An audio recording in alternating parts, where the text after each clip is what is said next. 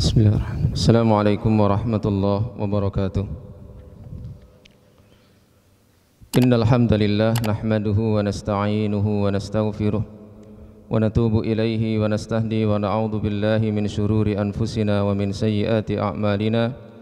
May yahdihillahu fala mudilla lahu wa may yudlil fala hadiyalah. Alhamdulillah ala fitratil Islam wa ala kalimatil ikhlas wa ala dini nabiyyina Muhammadin sallallahu alaihi wasallam wa ala millati abina Ibrahim hanifa wa makana minal musyrikin. Allahumma bika asbahna wa bika amsayna wa bika nahya wa bika namutu wa ilaikan nusyur. Allahumma salli ala nabiyyina Muhammadin wa ala alihi wa sahbihi wa man tabi'ahum bi ihsanin ila yaumiddin, amma ba'd. Pagi hari ini kita akan lanjutkan membaca hadis yang ketiga dari 40 hadis, di mana setiap hadis mencakup atau terdiri dari 5 hal. Hadis yang ketiga ini diberi judul oleh muallif hafizahullahu taala dengan judul min khasaisin nabi sallallahu alaihi wasallam wa fadlu ummatihi ala sairil umam. Di antara kekhususan Nabi sallallahu alaihi wasallam dan keutamaan umat beliau dibandingkan dengan umat-umat yang lain. Qala al-muallif hafizahullahu ta'ala wa nafa'ana bi ulumi fid dharain amin. An Jabir bin Abdullah radhiyallahu anhu, dari sahabat yang mulia Jabir bin Abdullah radhiyallahu anhu, anna nabiyya sallallahu alaihi wasallam qala, bahwa Nabi sallallahu alaihi wasallam bersabda, u'titu khamsan, aku diberi 5 hal, lam yu'tahunna ahadun qabli, 5 hal ini tidak diberikan kepada seorang pun sebelumku. Yang pertama, nusirtu birru'bi masirata syahrin, aku ditolong oleh Allah dengan memberikan rasa takut kepada musuh-musuhku walaupun jarak antara aku dan mereka 1 bulan perjalanan. Yang kedua, wa ju'ilat liyal ardu masjidan wa tahuran, dijadikannya untukku bumi atau tanah sebagai masjid dan alat bersuci. Fa ayyuma rajulin min ummati adrakathu shalah falyusalli, maka siapapun dari umatku yang masuk padanya waktu salat, maka hendaknya dia salat di tempat tersebut. Yang keempat, wa uhillat li al-ghanaim. Yang ketiga, wa uhillat liya al-ghanaim, dihalalkan bagiku ghanimah. Walam tahilla li ahadin qabli, di mana ghanimah ini tidak dihalalkan untuk seorang pun sebelumku. Yang keempat, wa u'titu syafa'ah, dan aku diberi hak memberikan syafa'ah. Yang kelima, wa kana an-nabiyyu sallallahu alaihi wasallam yub'atsu ila qaumihi khassatan. Dahulu nabi itu diutus oleh Allah kepada kaumnya secara khusus. Wa bu'istu ilan nasi ammatan, dan aku diutus kepada seluruh manusia. Lughatul hadis, beberapa istilah dalam hadis yang kita baca tadi dijelaskan oleh muallif tentang makna ar-ru'bu. Tadi yang pertama, Nabi SAW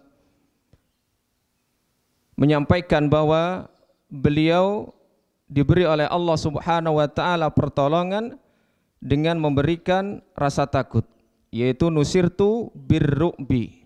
Makna ar-ru'bu adalah al-inqita' animtila'il khauf wa tasawwuril imtila' minhu,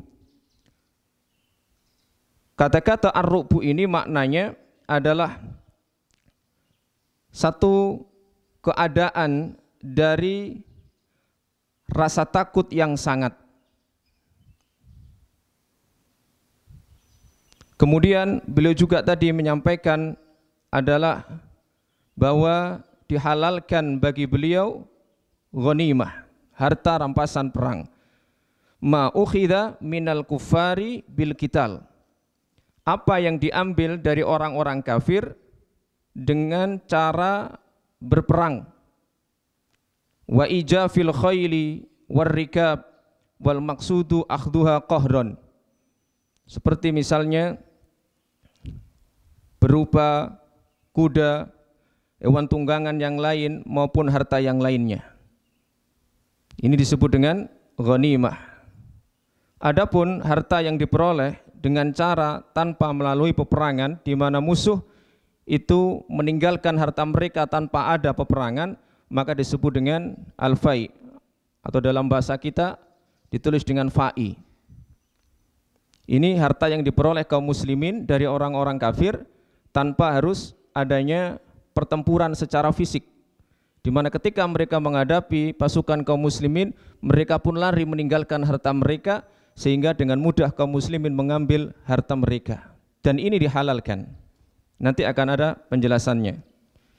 Kemudian beliau juga di antara kekhususannya, beliau diberi hak untuk memberikan syafa'ah. Asy-syafa'ah artinya hiya su'alu fit tajawuzi anidz-dzunubi wal jaraim. Syafa'ah adalah permintaan dalam rangka agar orang lain dibebaskan atau dimaafkan dari dosa-dosa dan kesalahan-kesalahannya. Atau makna yang kedua, su'alul khairi lil ghairi, permintaan untuk orang lain agar dia mendapatkan kebaikan. Baik, makna hadis yang kita baca, muallif hafizahullah ta'ala menyampaikan, bu'isa nabiyuna Muhammadun sallallahu alaihi wasallam bil mu'jizatil qati'ah wal khasa'isil bahirah wal fadailil adidah. Nabi kita, Nabi Muhammad sallallahu alaihi wasallam itu diutus oleh Allah Subhanahu wa taala dengan berbagai macam mukjizat. Al-mu'jizah ini dari kata-kata a'jaza yu'jizu yang artinya melemahkan, di mana Allah Subhanahu wa taala memberikan hal-hal yang Allah berikan kepada para nabi dan para rasul untuk melemahkan musuh-musuh mereka berupa hal-hal yang di luar kemampuan manusia pada umumnya. Ini namanya mukjizat. Walaupun sebenarnya istilah mukjizat ini tidak kita kenal dalam istilah Al-Quran maupun hadis Nabi SAW.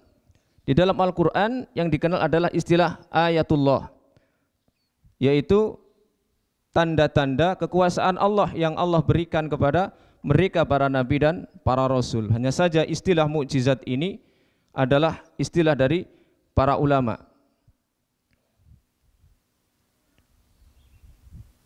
Ada banyak mukjizat yang dimiliki oleh para nabi dan para rasul, lebih khusus Nabi kita sallallahu alaihi wasallam. Adapun selain para nabi dan para rasul, maka Allah juga memberikan keistimewaan kepada mereka, yaitu mereka para wali Allah, berupa karamah, satu kemuliaan khusus yang tidak Allah berikan kepada orang yang lainnya, orang lain.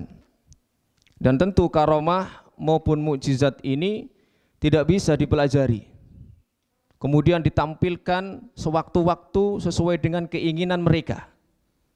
Nabi Musa alaihissalam ketika beliau menghadapi tukang sihir Fir'aun, kemudian tukang sihir ini menyampaikan, kamukah atau kamikah yang akan memulai? Maka kemudian mereka yang memulai terlebih dahulu, mereka lemparkan tali-tali mereka, kemudian nampak seperti ular. Nah, Nabi Musa ini kelihatan takut. Melihat tali-tali itu seolah-olah dilihat seperti ular, maka Nabi Musa pun dalam hatinya ada ketakutan. Justru inilah yang menjadikan tukang sihir Fir'aun ini penasaran. Kalau Musa ini seorang tukang sihir, ahli sihir, tentu dia akan mengerti tentang trik-trik seperti ini dan akan dihadapi dengan trik yang lain. Ibarat kalau seseorang belajar bela diri, ketika menghadapi serangan satu jurus, maka dia akan menangkis dengan jurus yang dia ketahui. Beda dengan orang yang tidak tahu bela diri. Ketika dia mendapatkan serangan, maka dia akan khawatir, bisa jadi lari. Karena dia tidak bisa menghadapi jurus yang dikeluarkan musuhnya. Begitu pula Nabi Musa. Maka seperti itulah justru hikmahnya para tukang sihir itu yakin bahwa Nabi Musa bukan seorang tukang sihir.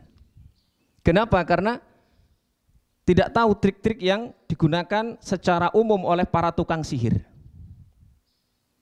Lalu kemudian Allah pun memerintahkan kepada Nabi Musa untuk melempar tongkatnya, sehingga akhirnya kemudian para tukang sihir itu pun beriman kepada Allah Subhanahu wa ta'ala. Tidak bisa suatu keistimewaan atau karomah para wali itu kemudian diupayakan dan bisa ditampilkan sewaktu-waktu. Seandainya kalau jenengan ini menemukan katakanlah tongkatnya Nabi Musa, tidak akan bisa berfungsi. Wah, ini tongkatnya Nabi Musa ini ceritanya kan bisa membuat laut terbelah.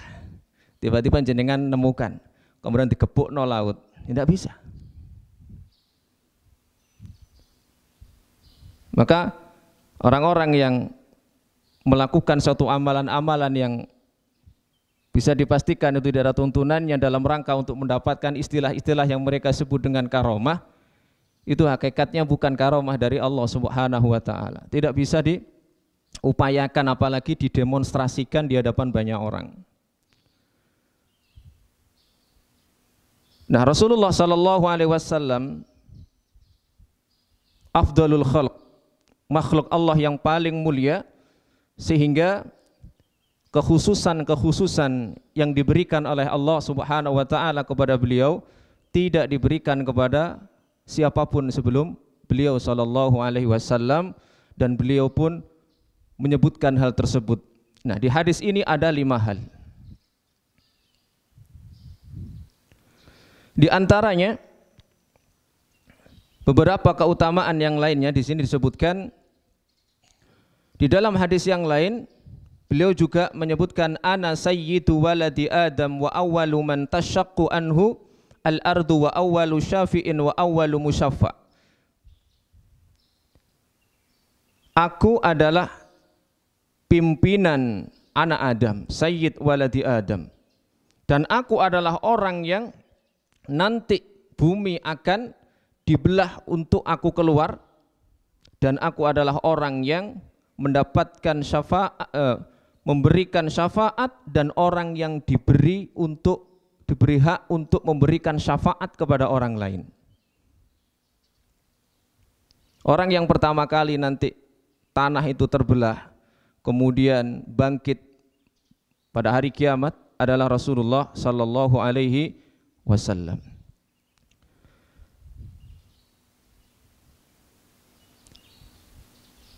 Secara khusus beliau menyampaikan tadi yang dalam hadis yang kita baca, utitu khamsan lam yu'tahunna ahadun qabli.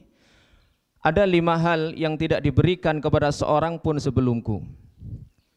Ketika kita membaca hadis ini 5 hal, bukan berarti pembatasan bahwa hanya diberi 5 hal ini. Kenapa? Dalam riwayat yang lain disebutkan, riwayat Imam Muslim, fuddiltu 'alal anbiya. Saya diberi keutamaan atas para nabi yang lain bisittin, dengan 6 hal. Kemudian disebutkan di situ 4 dari hadis yang kita baca tadi, kemudian ada tambahan 2 lagi. Bahkan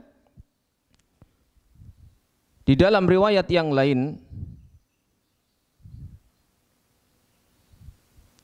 disebutkan al-khasa'is allati imtaza biha sallallahu alaihi wasallam alal anbiya sittuna khaslah. Kekhususan-kekhususan yang istimewa yang didapatkan oleh Nabi SAW atas para nabi yang lain itu ada 60. Ada 60 kekhususan yang tidak dimiliki oleh para nabi dan para rasul yang lain. Sehingga penyebutan 5 hal dalam hadis ini bukan merupakan pembatasan dan tidak ada kekhususan-kekhususan yang lainnya. Yang pertama, wa awwalu hadhil khisal,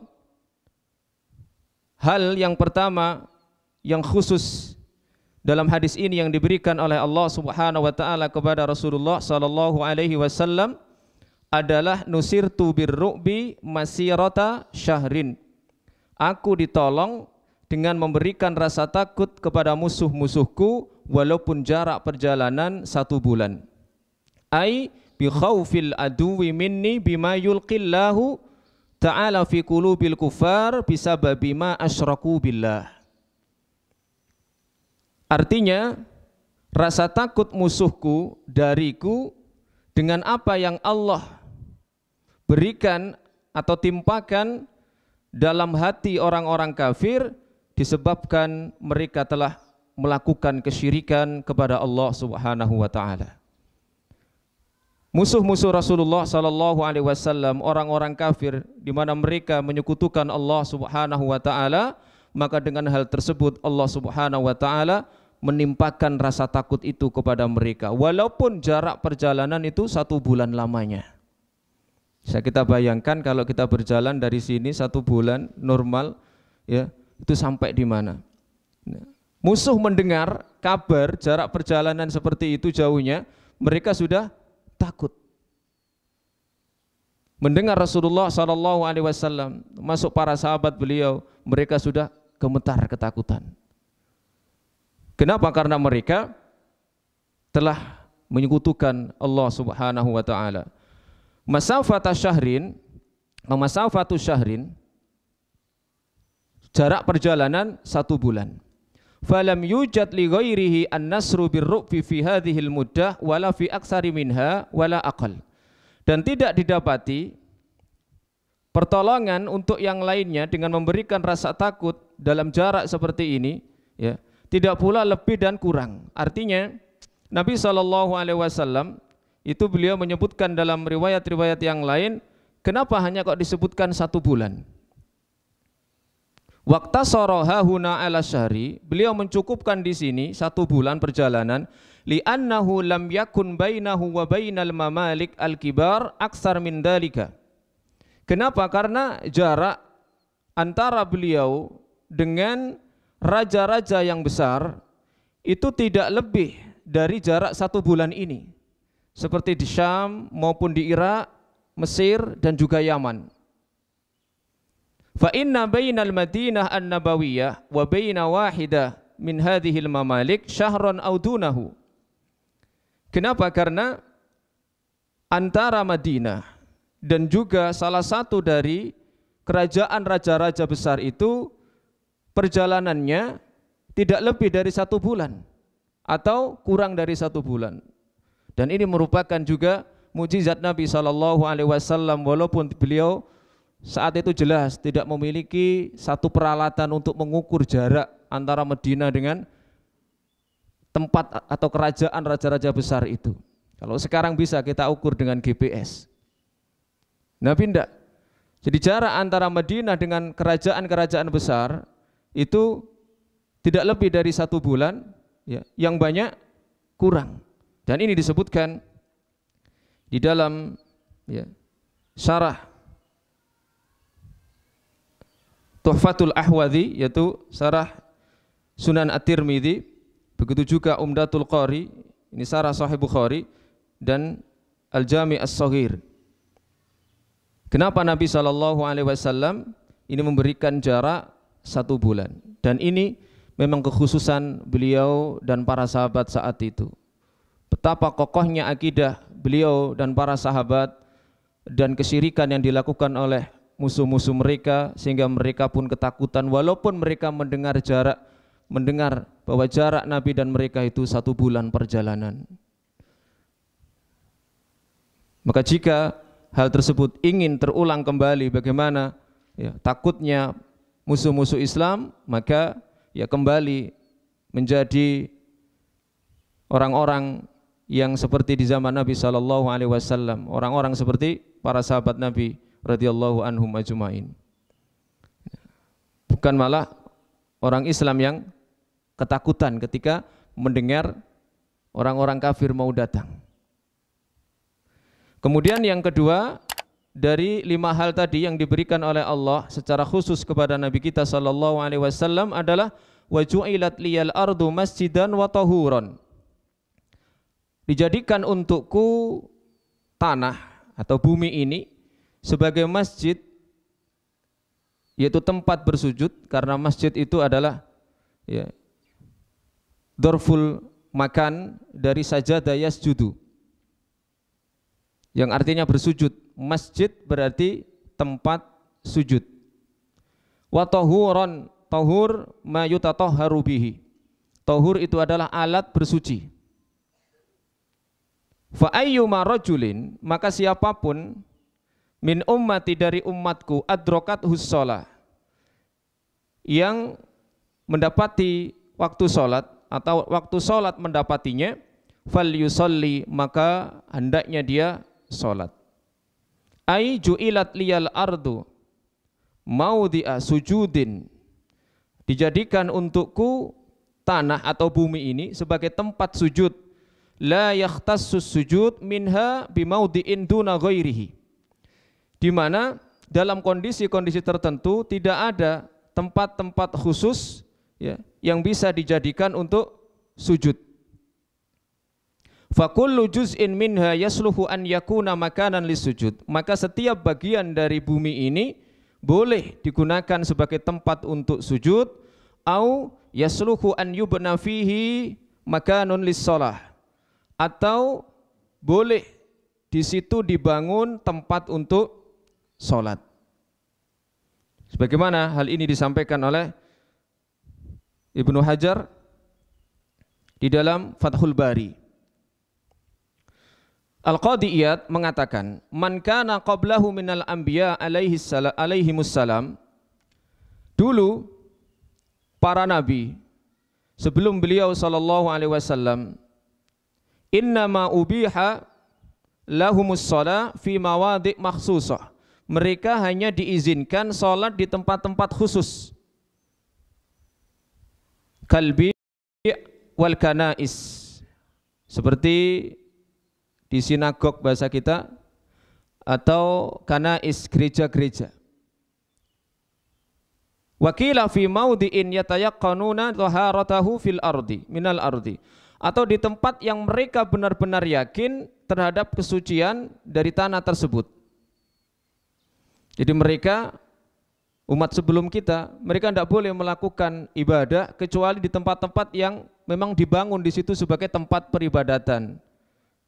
Seperti sinagog untuk orang Yahudi, kemudian gereja untuk orang-orang Nasrani.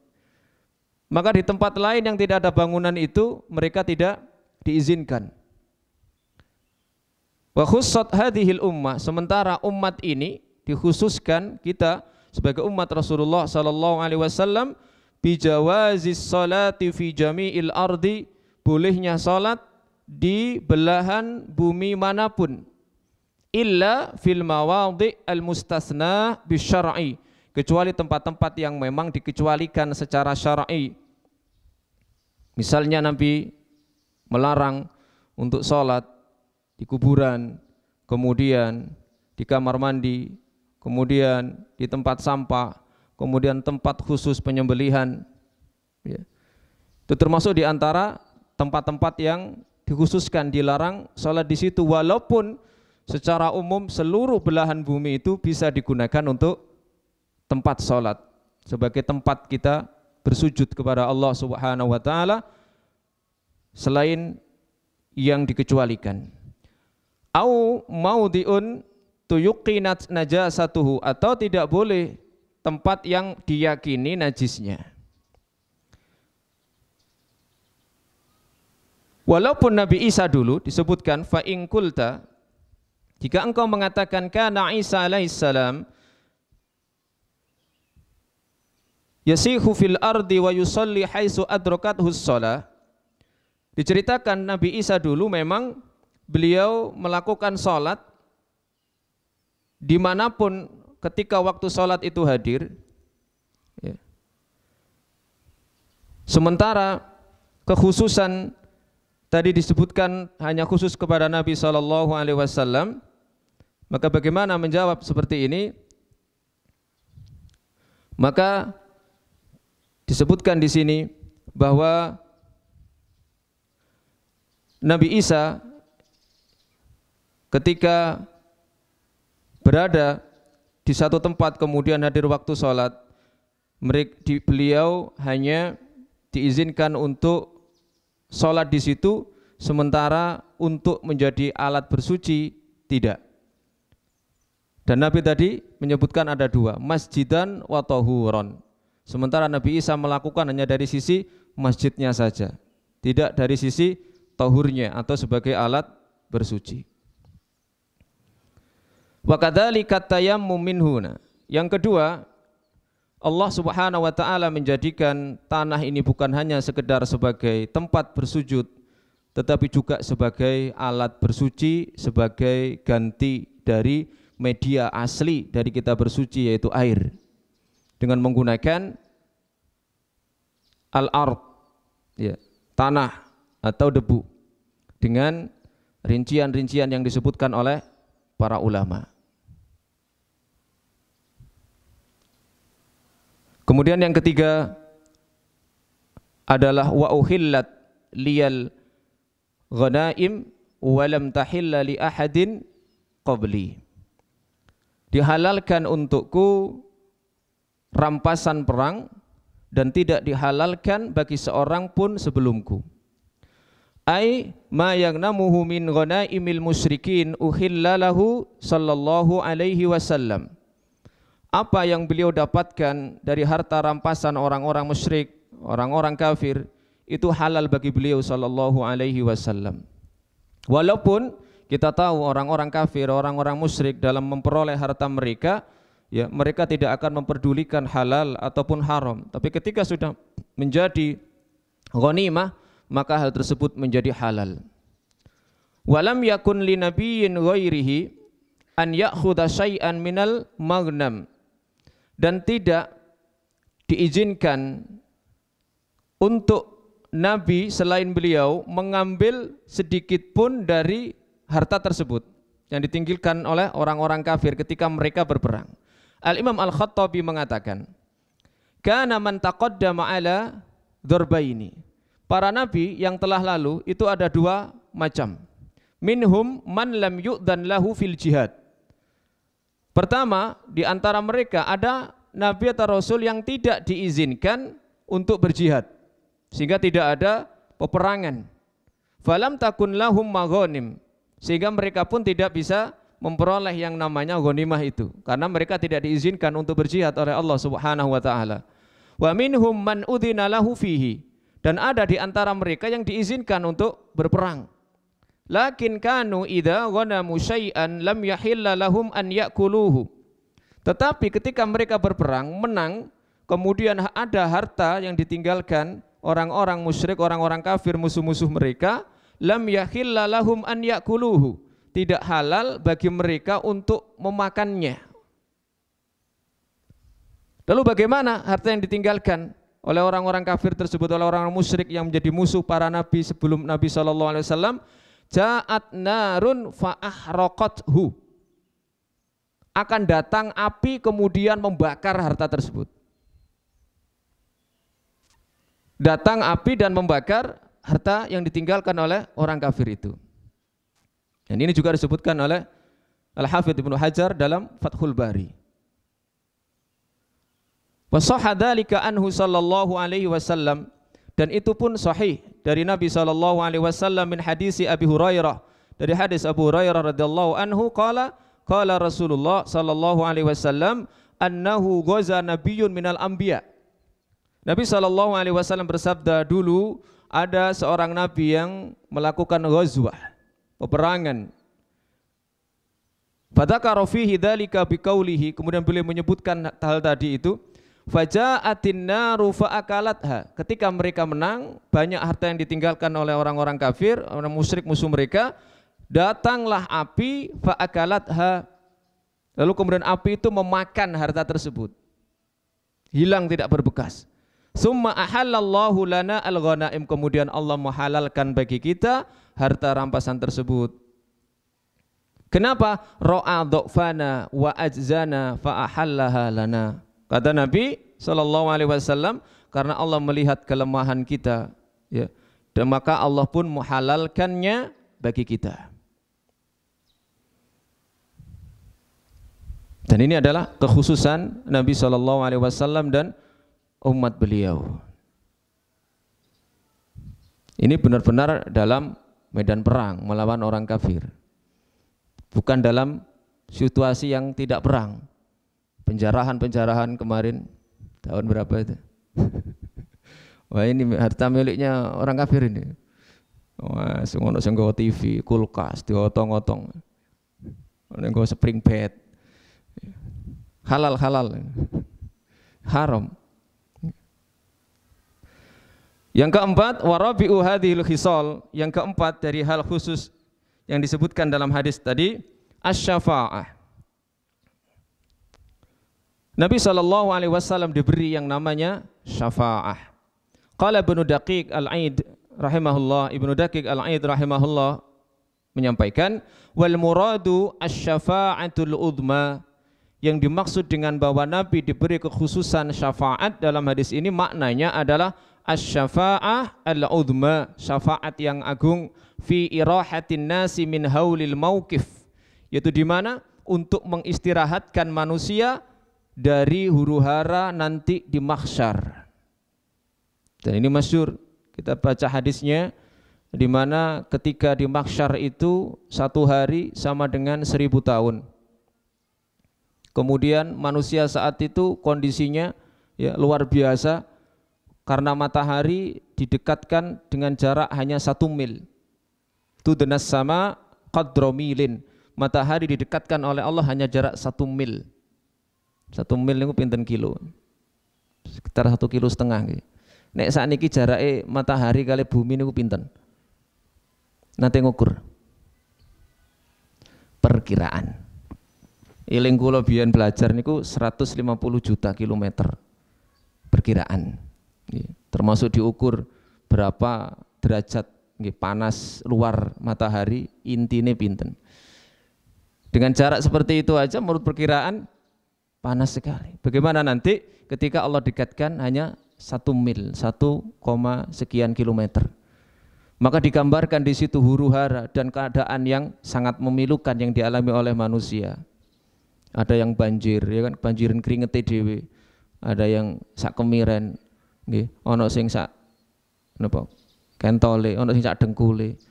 Enten sing sak pinggange, enten sak udele, enten sing banjir sampai kelelep keringete dhewe. Seperti itu. Maka ada hadis yang sab'atun itu 7 kelompok yudhilluhumullahu yang dinaungi oleh Allah. Yauma la dzilla illa dzilluh, di mana tidak ada naungan kecuali naungannya. Ada 7 kelompok itu. Ya. Nah, ketika manusia dalam kondisi seperti itu, ya, tidak segera diputuskan oleh Allah Subhanahu wa taala, sehingga mereka pun berbondong-bondong menuju Nabi Adam.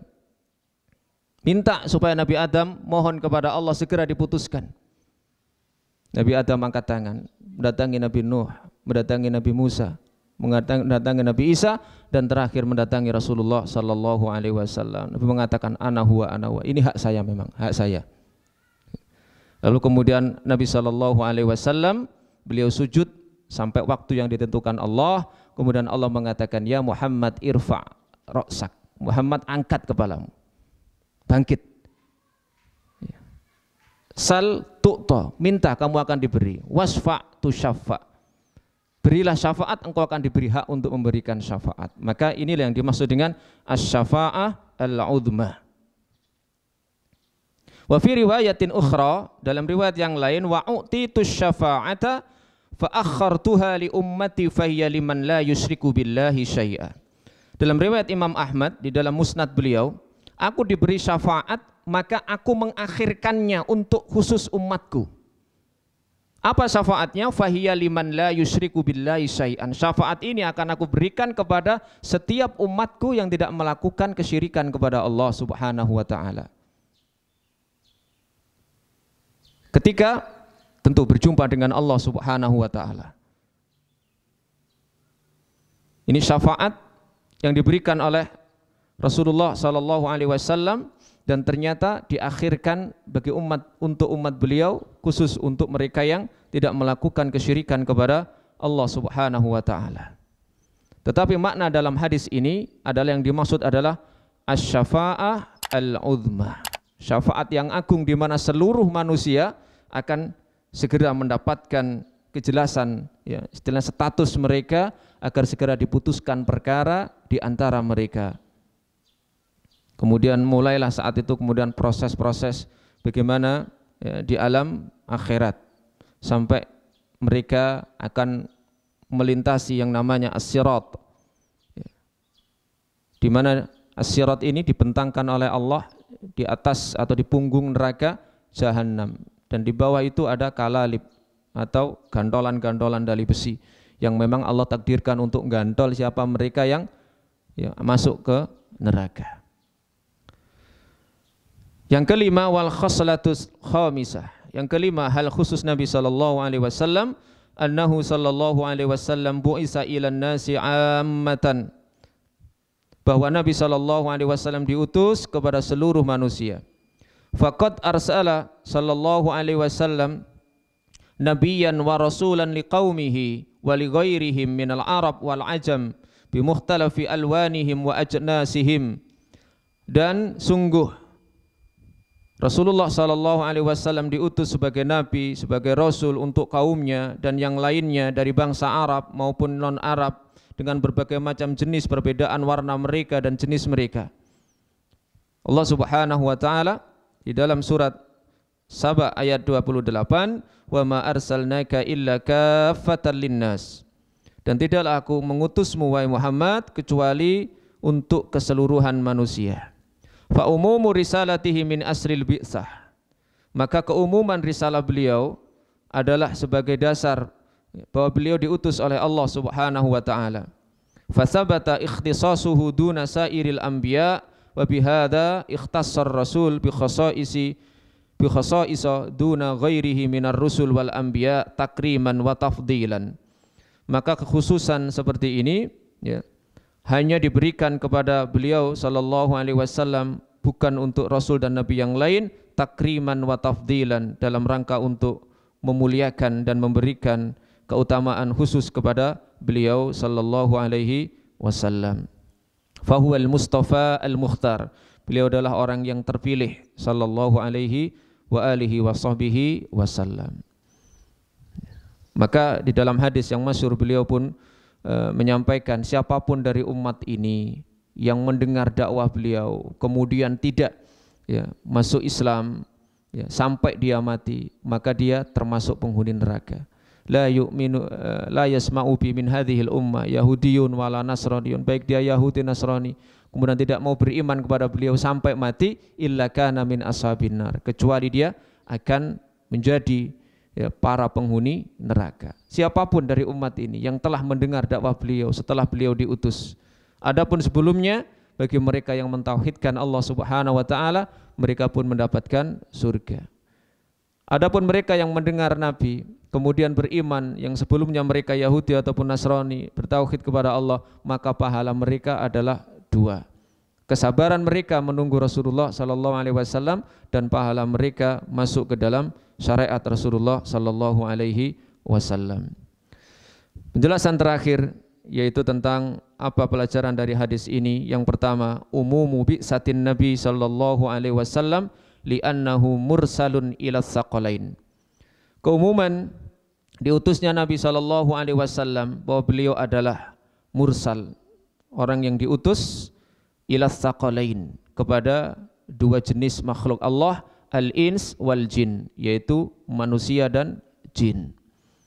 Wa fi hadza tafdilun minallahi lahu ala sairil anbiya, dan ini adalah keutamaan dari Allah bagi beliau di atas para nabi yang lainnya. Bangsa jin pun harus tunduk masuk ke dalam Islam. Yang kedua, samahatu syariatihi sallallahu alaihi wasallam wa yusruha wastijabatuha lihajatil bashar. Luwesnya syariat beliau sallallahu alaihi wasallam dan mudahnya serta dalam rangka mengakomodir kebutuhan manusia. Al-ikhtilafi alwanihim wa ajnasihim, dengan berbagai macam warna yang berbeda dan jenis mereka. Yang ketiga, min khasaisi bi'satihi sallallahu alaihi wasallam annahu u'tiyas syafa'ah al-udma. Di antara kekhususan diutusnya beliau sallallahu alaihi wasallam adalah bahwa beliau diberi syafaat yang agung untuk mengistirahatkan manusia dari